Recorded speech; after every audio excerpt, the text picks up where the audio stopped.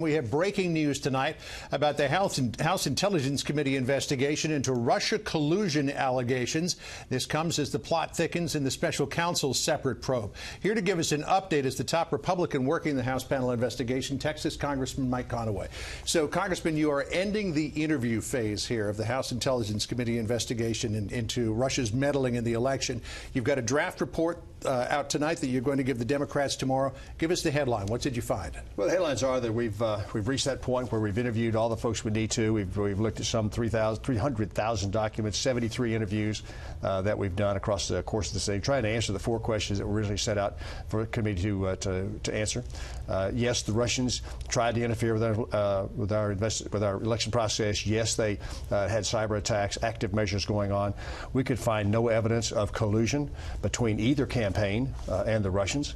And we also have some recommendations, we'll have recommendations that speak to what we do in elections going forward, how important it is for Americans to be on guard on a process that's sacred to our democracy, our representative republic, quite frankly, and that is the electing of leadership across this country. But on the big piece of the puzzle that everybody has been talking about, which is one of the reasons why your investigation was struck in the first place, no collusion that you found. No evidence. No evidence of collusion That's between right. the Trump campaign and the Russians. Or the Clinton campaign. How confident are you of that? Well, we've found none, and so you never know what you never know. But we found no reason to think that there's something we're missing in this regard. We've talked to everybody we believe we need to talk to, and every congressional investigation has always got a caveat that 10 years from now some private diary might be found that leads to a different conclusion. But we'll address that as a part of our ongoing constant oversight responsibilities. Putin's not going anywhere, and so the Intel Committee has ongoing oversight responsibilities that we will continue. But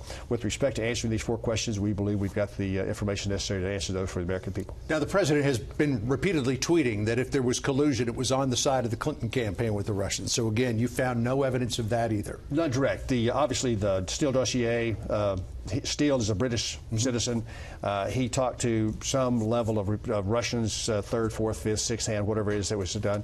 He was paid by the DNC and the Hillary Clinton committee. We don't believe there was any direct information provided to the DNC or to Hillary's campaign that it was a British citizen that was actually feeding this information in. That may speak to one of our recommendations, and that is campaign finance disclosures probably ought to be a little more fulsome than they currently are. Shouldn't be able to hide those kinds of activities behind a lawyer's bill that simply says legal fees associated with research or legal fees associated with compliance.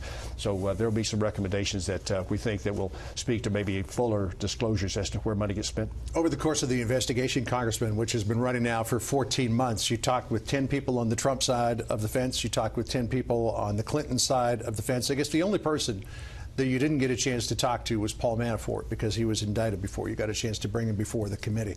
Based upon the number of people that you have talked to, the number of documents that you have looked at, and the interim conclusion that you have come to based on the evidence at hand, do you think that the Mueller investigation could possibly find anything different than you did when it comes to collusion between the Trump campaign and Russia? So, John, I don't want to go there. We're not having anything to do whatsoever with the Mueller investigation. He's got separate tools, separate authorities, and everything else. And I hope he does a terrific job of whatever it is he's doing.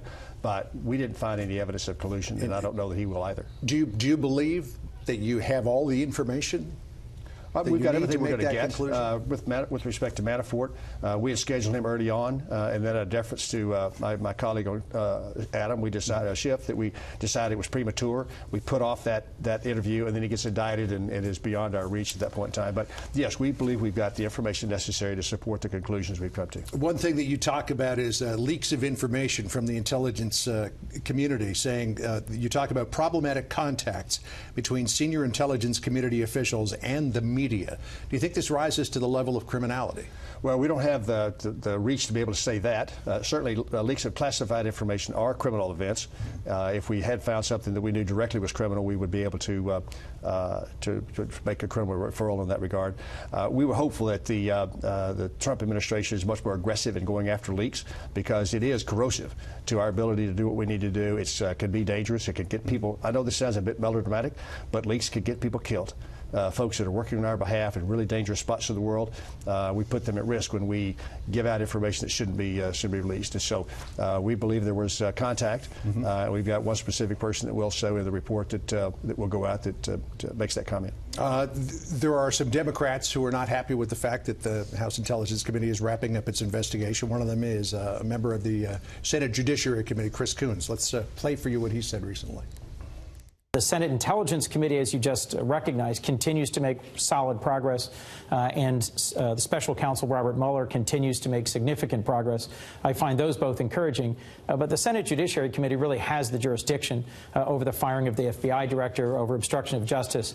So we should be farther along than we are. And it is truly disappointing that the House Intelligence Committee is just hanging up its cleats, having not really run the race. Hanging up your cleats, having not really run the race. Your response? I just, disagree with my colleague. He doesn't have a clue what we've done. He's not been a part of any of our investigations. So for him to make that kind of a comment is a bit uninformed at best. But we're going to be continuing at this point, working with our colleagues across the aisle to get a report drafted, get their information in there that they want to get a report out to the American people. The ranking member, your colleague Adam Schiff, has complained long and loud about a number of people from either the Trump campaign or the Trump White House, current or former, not answering questions, claiming privilege.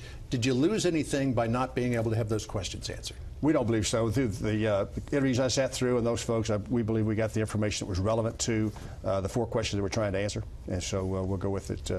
Now, it's not surprising that folks would disagree who wanted to continue this investigation. There may be some on the Democratic side that never want this to come to a conclusion because they sense it has some sort of an advantage to them to keep this wound open. We believe it's important to move forward. We've got elections coming up. The primary season's already started, and we've got important things to discuss with the American people about protecting our elected process. Congressman Conaway, thanks for coming in and sharing the findings. John, thank you. Thanks for having me on. Appreciate it.